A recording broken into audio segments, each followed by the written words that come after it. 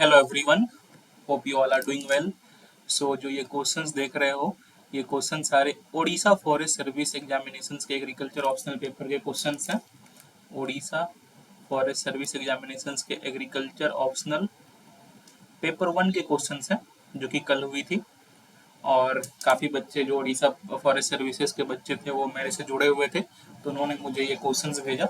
तो आज हम लोग ये क्वेश्चन को डिस्कस करने वाले हैं, और जितने भी क्वेश्चंस थे, जो भी क्वेश्चंस आए, वो सारे इजी टू मॉडरेट लेवल के थे। और सारे क्वेश्चंस मेरे कोर्स में कवर थे, जितने मैंने वीडियोस बनाई हुई है यूट्यूब पे, आइदर वीडियोस, आइदर नोट्स, जो टेस्ट सीरीज वगैरह जो मेरे चलती है, सारी क्वेश्चन उन्हीं से थे। कहीं से भी कुछ भी क्वेश्चंस कोई बाहर से नहीं आया हुआ है। तो आज मुझे ये आज ही ये क्वेश्चन पेपर मिला, तो मैंने सोचा कि चलो एक वीडियो बना दूं और ये आपको दिखा भी दूं, क्योंकि काफ़ी बार काफ़ी बच्चे वो लोगों को जब तक आप प्रूफ ना दो तो उन्हें समझ में नहीं आता है कि आप अच्छा कर रहे हो या नहीं। तो इससे मैं आपको ये भी प्रूफ के साथ भी दिखा देता हूँ कि किस तरह से क्वेश्चंस कहाँ कहाँ किस एरिया से आए हैं, जो कि मेरे कोर्सेज में कम्प्लीटली कवर थे। काफी क्वेश्चंस तो अराउंड 60-70% क्वेश्चंस तो सारे डायरेक्ट थे। बाकी कुछ क्वेश्चंस भी पोर्शन से ही थे, बट अगर आपने सारे वीडियोस को देखे होते तो आप इजिली उनको अप्रोच कर पाते। ठीक है, तो चलिए देखते हैं क्या क्या क्वेश्चंस थे और कहाँ कहाँ से मेरे कोर्सेज से क्वेश्चन आए हुए हैं। तो पहले एक बार ओवरव्यू डाल देते हैं क्वेश्चंस को। तो पहला क्वेश्चन आप देखो तो सॉइल टेम्परेचर के ऊपर था। ठीक है, फैक्टर्स अफेक्टिंग सॉइल टेम्परेचर था, इंपॉर्टेंस ऑफ सॉइल टेम्परेचर और फैक्टर्स अफेक्टिंग सॉइल टेम्परेचर। तो काफी आसान क्वेश्चन था, इसमें कुछ करना नहीं है। वी ऑल नो कि सॉइल टेम्परेचर का क्या इंपॉर्टेंस है, किस तरह से वो, चाहे सॉइल मॉइस्चर हो, चाहे सॉइल माइक्रो ऑर्गेनिजम्स हो, न्यूट्रिएंट अपटेक हो, सब में हेल्प करता है। क्या क्या फैक्टर्स अफेक्ट करते हैं सॉइल टेम्परेचर को। ऑब्वियसली जो सॉइल के अंदर एयर है, जो सॉइल के अंदर मॉइस्चर प्रेजेंट है, सब कुछ ये सारी चीजें फैक्टर अफेक्ट करती हैं सॉइल को। तो ओवरऑल आप जितना भी जो भी मेरे कोर्सेज को किए होंगे उनको ये काफी अच्छे से पता होगा। Crop rotation principles, crop rotations को तो मैंने कितनी बार कितनी क्लासेस में बताए होंगे, तो अगर आपने देखा होगा तो उससे काफ़ी आपको हेल्प मिली होगी। फार्म पावर से क्वेश्चन था, फार्म मैकेनाइजेशन से क्वेश्चन था, सॉइल ऑर्गेनिक मैटर से क्वेश्चन था। तो काफी आसान क्वेश्चन, मतलब इजी टू मॉडरेट लेवल। मैं ये नहीं बोलूँगी बहुत आसान क्वेश्चन था, बिकॉज बाहर से देखने में क्वेश्चन सबको आसान लगता है, बट जब आप एग्जाम में लिख रहे होते हो तो काफी बार आपके दिमाग में काफी प्रेशर होती है, काफी चीजें आपके दिमाग में चल रही है, थोड़ी सी डिफिकल्ट हो जाती है वहां पर स्टिल ये क्वेश्चन जो था वो इजी टू मॉडरेट लेवल पे ही था, मैं टफर साइड पे नहीं कहूंगा। और इसमें देखो जो 8 क्वेश्चन थे, जो सेम यूपीएससी वाली पैटर्न में वही, दैट इज क्वेश्चन 1 और 5 वेर कंपलसरी, और बाकी जो है 2 सेक्शंस में थे। सेक्शन ए में आपकी 1 to क्वेश्चन नंबर 4 थी, और सेक्शन बी में 5 to 8 थी।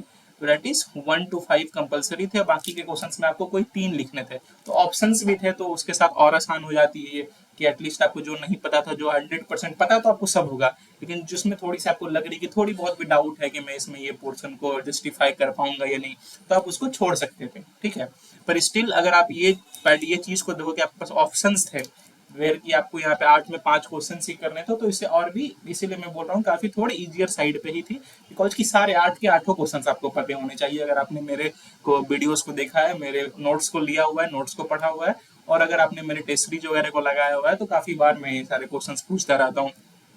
ठीक है, और देखो हेर्बिसाइड्स पे क्वेश्चन थी, उसके बाद ड्रेनेज पे क्वेश्चन थी। ठीक है, फॉरेस्ट पे क्वेश्चन थी। अब बताओ, ये फॉरेस्ट और काउजेज ऑफ डिफॉरेस्टेशन, ये तो पढ़ाने की जरूरत भी नहीं है।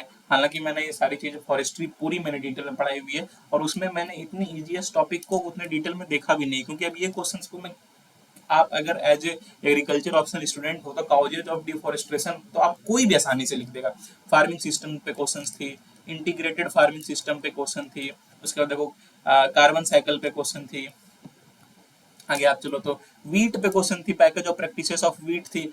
और ये पैकेज ऑफ प्रैक्टिसेस वीट तो मैंने सारे इंपॉर्टेंट क्रॉप्स के पैकेज ऑफ प्रैक्टिसेस कराए हुए, उसमें वीट भी है, और ये मैंने सारे स्क्रीनशॉट लगाए हुए हैं, तो मैं आपको वो दिखा दूंगा। ठीक है, जो जो वीडियोस का, और आप चाहो तो वीडियोस में भी रेफर कर लेना अगर आपको बिलीव ना हो तो।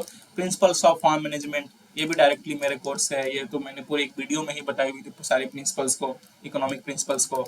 उसका एग्रीकल्चर मार्केटिंग से क्वेश्चन थी, आत्मा से क्वेश्चन थी, ट्रेनिंग एंड विजिट। अब क्या है ट्रेनिंग एंड विजिट, आप सब लिख सकते हो। एग्रीकल्चर टेक्नोलॉजी के बारे में आप सब जानते हो, एग्रीकल्चर टेक्नोलॉजी मैनेजमेंट एजेंसी के बारे में से क्या है, वही जो एग्रीकल्चर की जो भी टेक्नोलॉजी होती है आत्मा के थ्रू जो आती है, जो केवीके के थ्रू आती है, उनको मैनेज करते हैं। तो काइंड ऑफ इजियर साइड पे क्वेश्चन थी।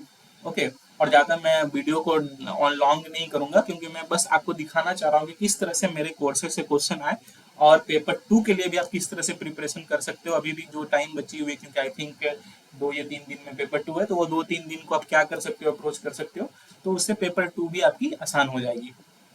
ठीक है। तो अब देखो सबसे पहले यहाँ पे देखो एग्रीकल्चर मार्केटिंग में डिटेल में पढ़ाया हुआ है, आपको दिख रहा हो क्लियरली। देखो क्वेश्चन यहाँ पे क्या है, एग्रीकल्चर मार्केटिंग से क्वेश्चन है, सारे मैं हाईलाइट कर दूंगा। देखो यहाँ पे आत्मा मैंने पढ़ाया हुआ है डिटेल में, और उसमें देखोगे आप 60A और 60B दोनों जो है टेक्नोलॉजी इन एग्रीकल्चर के को ही डील करती है। उसमें देखो क्लियरली मैंने यहाँ स्क्रीनशॉट लगाया हुआ है आत्मा का। ठीक है, काफी डिटेल में मैंने पढ़ाया हुआ है। देखो आत्मा से क्वेश्चन आई हुई है, एग्रीकल्चर टेक्नोलॉजी को मेंशन किया हुआ है मैंने उसमें। ट्रेनिंग एंड विजिट तो आप थोड़े से आप हालांकि मैंने डायरेक्टली इसको नहीं पढ़ाया हुआ है, but still you will be able to do it, आप कर सकते थे। क्योंकि ट्रेनिंग एंड विजिट क्या होता है, नाम से पता चल रहा है, ट्रेनिंग एंड विजिट मतलब विजिट ट्रेन करना है, उसके बाद जाकर के देखना है कि जो आपने ट्रेन किया है फार्मर्स को वो ठीक से अपने फार्म पे अप्लाई कर पा रहे हैं नहीं, सिंपल नाम से ही पता चल रहा है। उसका और क्वेश्चंस को देखते हैं, चलिए। देखो फार्म मैनेजमेंट प्रिंसिपल्स को मैंने पूरी वीडियोस डेडिकेट की थी, इसमें जितने सारे प्रिंसिपल्स फार्म मैनेजमेंट के थे वो मैंने पढ़ाए हुए थे, फार्म मैनेजमेंट प्रिंसिपल्स। और देखो डायरेक्ट क्वेश्चन वहां से है, economic principles of farm management. उसके बाद देख सकते हो कि पूरी सॉइल जो है मैंने काफी डिटेल में, हालांकि स्पेस नहीं थी इसीलिए मैंने जो ऊपर की जो वीडियोस देखे उसमें लगा दिया। इसमें देखो सॉइल कंजर्वेशन हो गया, देखो वाटर यूज एफिशिएंसी हो गया, वाटर यूज एफिशिएंसी, इन सारी चीज़ों में सॉइल मॉइस्चर को मैंने कितनी बार डील किया है, चाहे वो इंटीग्रेटेड वाटर सेट मैनेजमेंट के टॉपिक में हो या फिर वाटर यूज एफिशिएंसी के टॉपिक में हो। काफ़ी मतलब डायरेक्टली तो बहुत डिटेल में नहीं बोलूंगा, पर मैंने सॉइल मॉइस्चर के काफी पॉइंट्स लिखा है, काफी कुछ लिखा हुआ है, तो एक आइडिया लग जाता है। और सॉइल मॉइस्चर उतनी भी कोई डिफिकल्ट टॉपिक है नहीं कि आपको आप वो डील ना कर पाए। तो सॉइल मॉइस्चर कहाँ है, देखो देखो सॉइल मॉइस्चर टेंशन से, यहाँ पे सॉइल मॉइस्चर से मैंने करा हुआ है। सॉइल साइंस तो मैंने काफी डिटेल में करा। देखो सॉइल टेम्परेचर से क्वेश्चन सॉइल साइंस में है। देखो सॉइल साइंस से 3 question actually, soil organic matter, soil temperature और सॉइल मॉइस्चर टेंशन। और सॉइल मॉइस्चर से क्वेश्चन है जिसमें सॉइल मॉइस्चर कॉन्स्टेंट्स की बात की जा रही है और soil moisture management, soil moisture measurement method की बात की जा रही है। तो ये सारे मैंने कराए हुए हैं। अगर आपने पूरा सॉइल साइंस मेरा देखा होता तो उसमें आपको आइडिया लग जाता। ठीक है,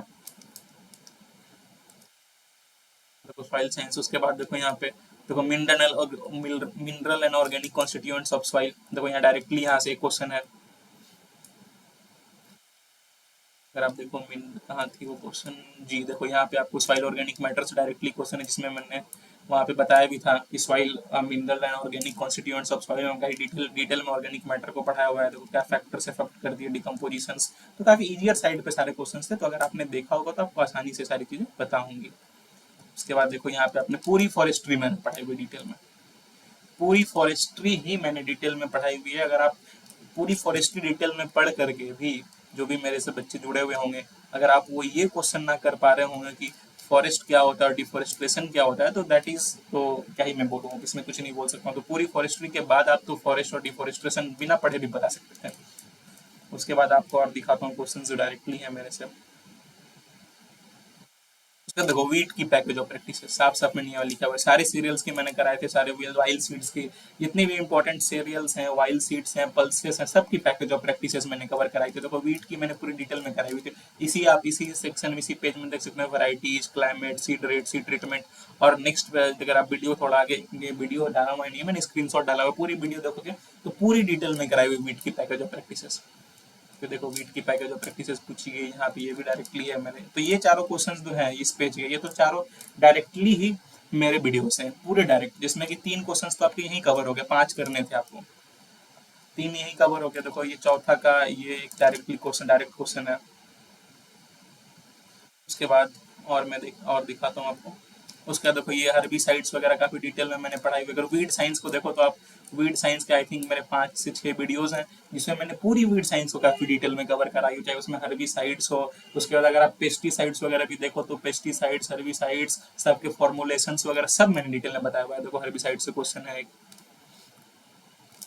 देखो application of herbicide, methods of application पूछा गया है, मिक्सचर्स पूछे गए हर्बिसाइड्स के बारे में। तो ये ठीक है, ये सारी भी मैंने कराई हुई है। हालांकि मैं हो सकता है कि इसमें से हर्बिसाइड रेसिड्यू का मैंने कितनी बार कराया हुआ, हर्बिसाइड रेसिड्यू को कितनी बार कराया हुआ भी है, और इसको मैंने टेस्ट सीरीज में भी अपने कितनी बार क्वेश्चन दिया हुआ, चाहे हर्बिसाइड रेसिड्यू हो या पेस्टिसाइड रेसिड्यू हो। हालांकि मैंने वो स्क्रीन शॉट में डालना भूल गया।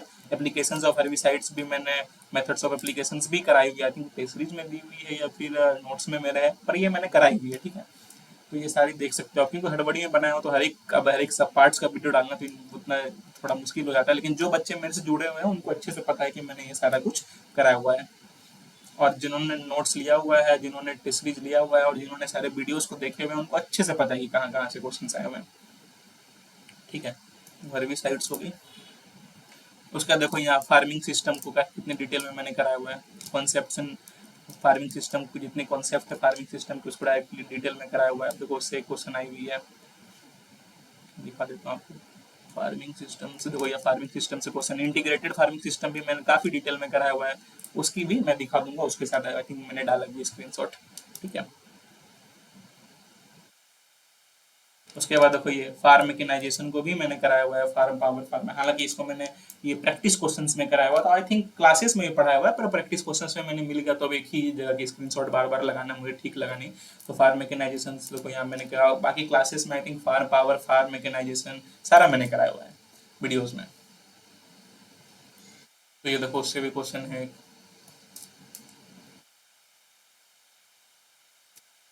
देखो फार्म मैकेनाइजेशन से सीधा क्वेश्चन है, उसके बेनिफिट्स को पूछना है, स्कोप और बेनिफिट्स, कॉन्स्ट्रेंट्स। तो ये आई थिंक इजी क्वेश्चन है। अब जो बच्चे ने फार्म मैकेनाइजेशन पढ़ेगा उसको स्कोप बेनिफिट्स और कॉन्स्ट्रेंट्स ना बता पाए, आई थिंक जो जिसने नहीं भी पढ़े हुए थोड़ी भी दिमाग लगाए तो वो इंडिया के सिनेरियो में सारे कॉन्स्ट्रेंट्स बता सकता है, फार्म पावर क्या क्या क्या सोर्सेस है सब बता सकते हैं।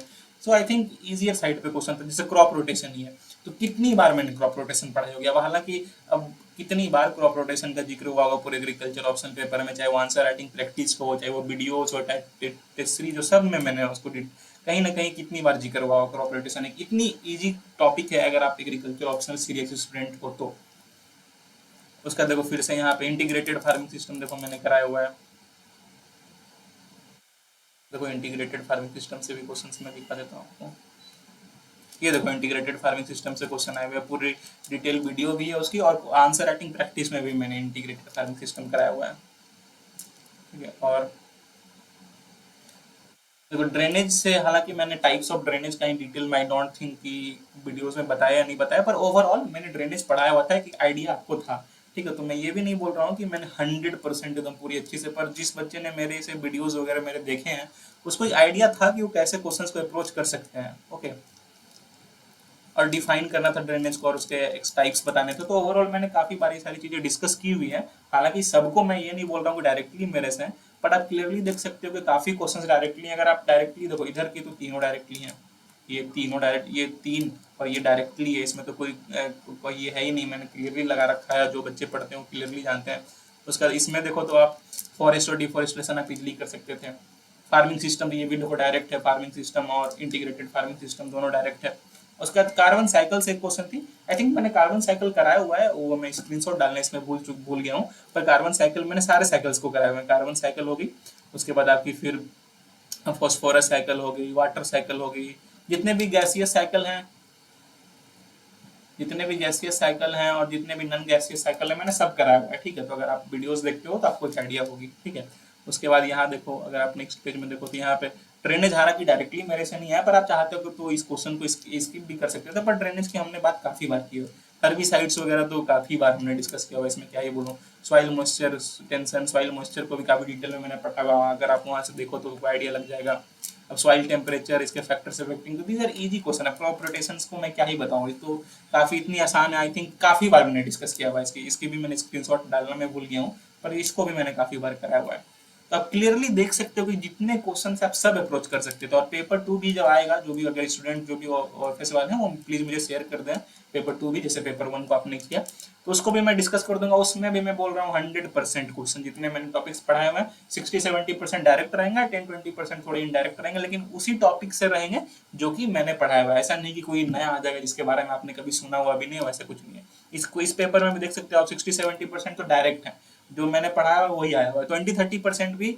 अब जैसे क्रॉप रोटेशन है, तब इसको मैं डायरेक्ट क्या बताऊं आपको, ये तो काफी आसान चीज है। क्रॉप रोटेशन, इसके प्रिंसिपल्स मैंने बताया, हालांकि ये भी इस तरह से मैं डायरेक्ट ही बोलूंगा, मैंने काफी बार बताया, हालांकि मैं इसका स्क्रीनशॉट डालने भूल चुका हूँ, बट ये भी मैंने बताया हुआ है डायरेक्टली। अब जैसे फॉरेस्ट एंड डिफॉरेस्टेशन के कॉलेज, जब उसमें क्या ही डायरेक्ट आप उसको बोलोगे, वो तो सारे कुछ लिख सकते हैं, वो तो फॉरेस्ट्री जब जो बच्चे ने डिटेल में पढ़ा है उसके लिए डिफॉरेस्टेशन के टाइप्स, डिफॉरेस्टेशन के रीजन्स लिखने की कौन सी ये चीज है, तो ये सारी चीजें हैं।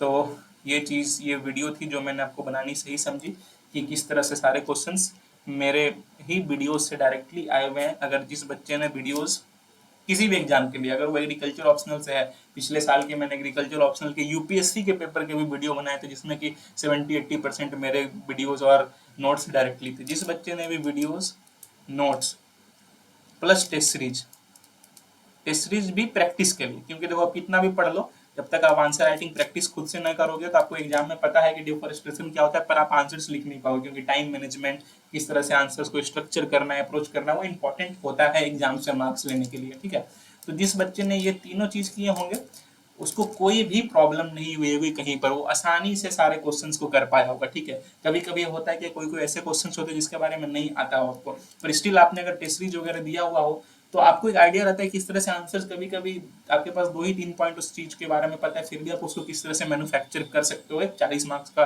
4-5 पेज लिख सकते हो।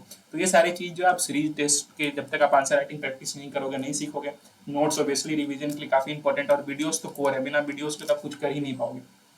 ठीक है, सारे वीडियोस जो भी मैं बताता हूँ काफी डिटेल में बनाता हूँ, काफी हर एक चीज उसमें बताने की कोशिश करता हूँ, तो वीडियोस को देखते रहो। ठीक है, नोट्स टेस्ट सीरीज चलो सेकेंडरी है, सबके अपने अपने प्रेफरेंसेस है, पर वीडियोस तो प्लीज फ्री में सब अवेलेबल है, सब देखो और उससे आपको काफी बेनिफिट्स मिलेंगी।